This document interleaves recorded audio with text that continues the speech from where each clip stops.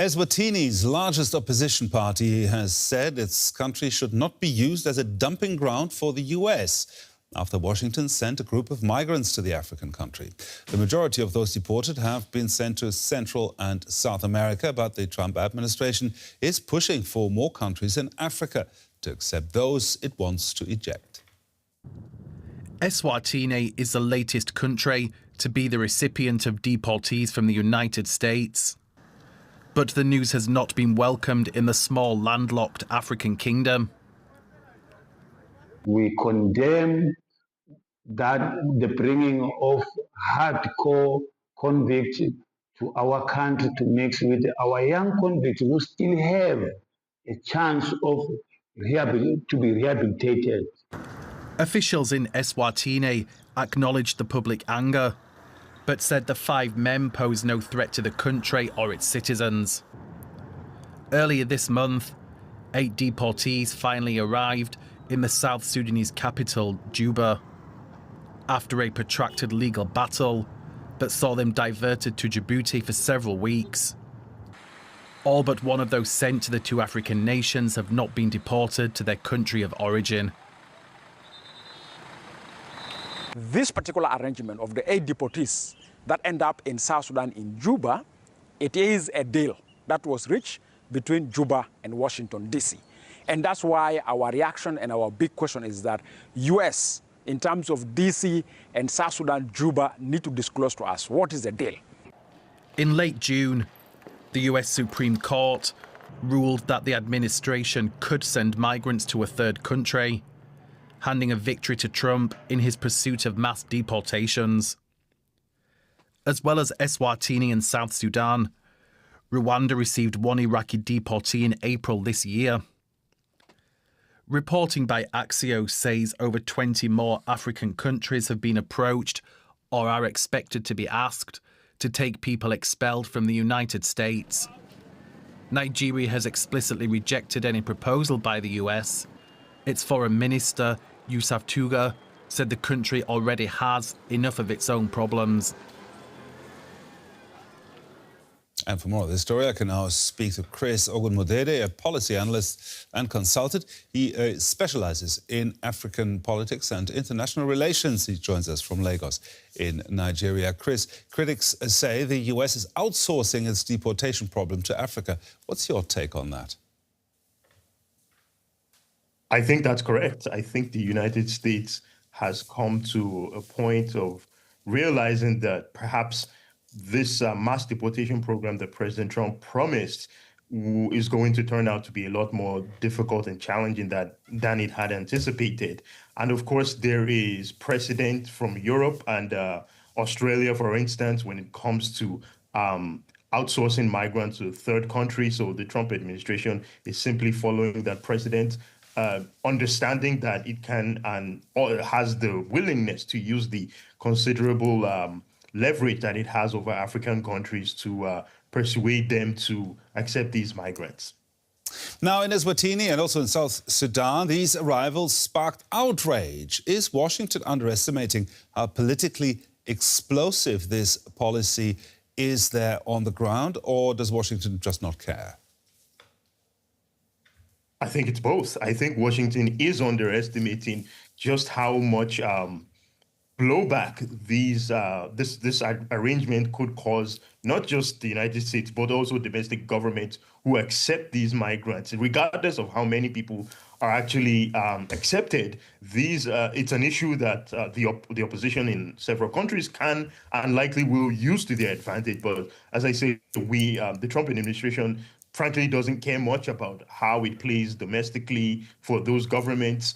There is broadly in the United States, the public does not care much about how the immigration problem is dealt with, as long as it's dealt with, and by dealt with they mean whatever it takes to get people who are considered to be criminal aliens and the like out of the country. So I don't think that the Trump administration is willing to think too much about the costs to the African governments that it speaks to.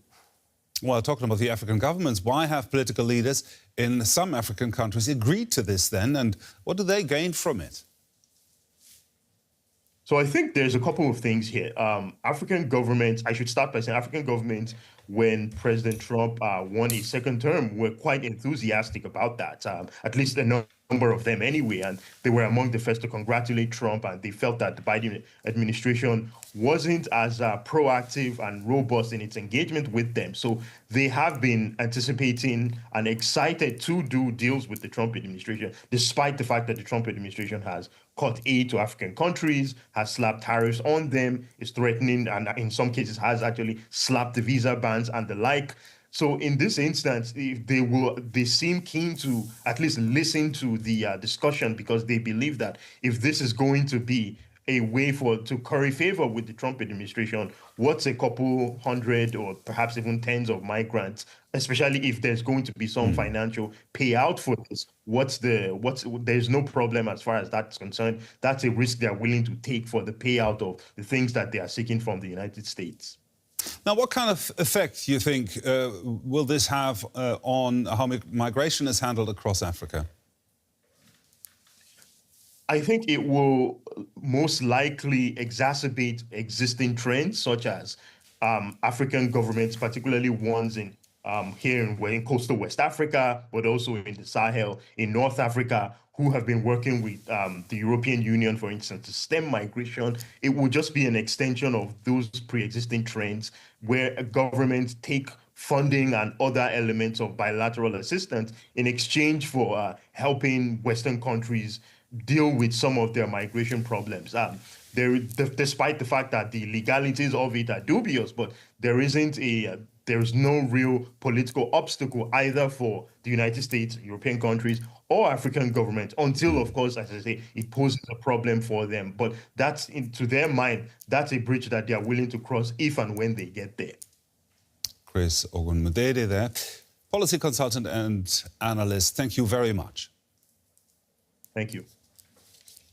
For more, I can now speak to Ayandele. She's an interdisciplinary social scientist who specializes in African politics and a research fellow at NYU's Center for Global Affairs. Welcome to DW. Now, tell me, what does all of that tell us about the relationship between Washington and African countries like Eswatini and South Sudan?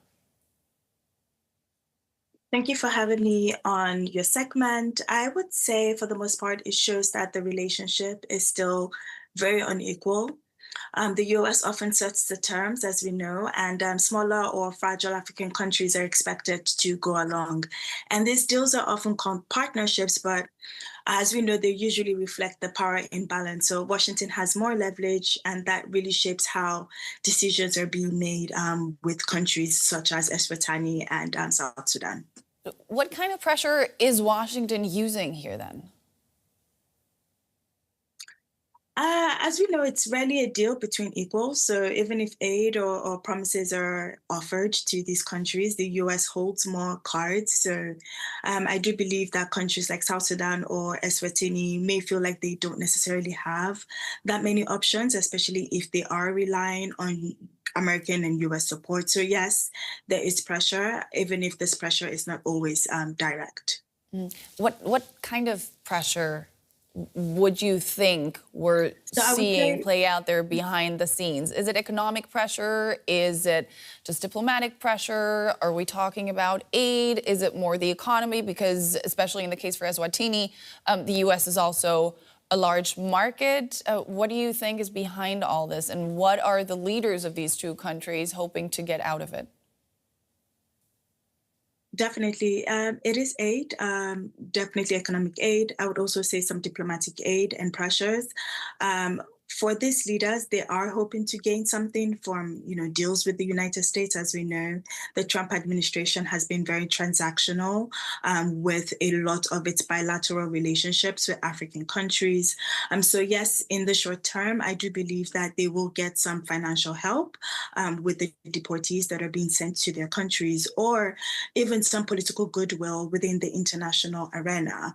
But I do worry that in the long term, we are going to be seeing a lot of public backlash. We've seen that with Eswatini, or pressure on some of these weak systems for these countries. And this might really outweigh some of the benefits that they might actually have or gain from the United States. So yes, people in these countries are feeling that and questioning their leaders for accepting some of these migrants who have no ties to them. So yes, there might be some payoffs, but these payoffs are uncertain and it might actually backfire. Backfiring in what way? Do you think they could jeopardize local stability? Definitely, yes, because these are also fragile states. So many of these countries are already struggling with poverty, as you know, insecurity, weak institutions. So when we are bringing in deportees that don't necessarily belong there, that can really stretch out some of the limited resources that these countries already have, and might even create new tensions between locals on the ground and the deportees that are being brought in, especially if there is no clear plan or support on how they are actually going to be reintegrated into these alternative countries. So that could cause a lot of problems for fragile states such as South Sudan or Eswatini. Yeah, most of the deportees, we heard it there, have no ties to the countries they're sent to. This first group going to Eswatini, there are people from Latin America, from Asia. How does this square with basic diplomatic norms or human rights even? Yeah, definitely. It's a serious problem, as we all have been discussing within policy and academic circles. It goes against basic diplomatic and human rights standards, as we've been taught, as we know it. People actually have a right to be sent back to the countries that they're actually from, or that they have ties to, or that they volunteer to go to themselves.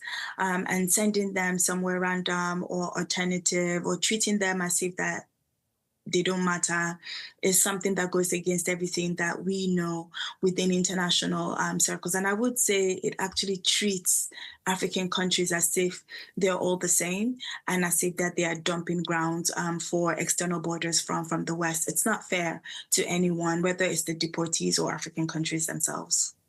That was Jumo Ayandele, a research fellow at NYU Center for Global Affairs. Thank you so much for sharing your view with us today. Thanks. Thank you.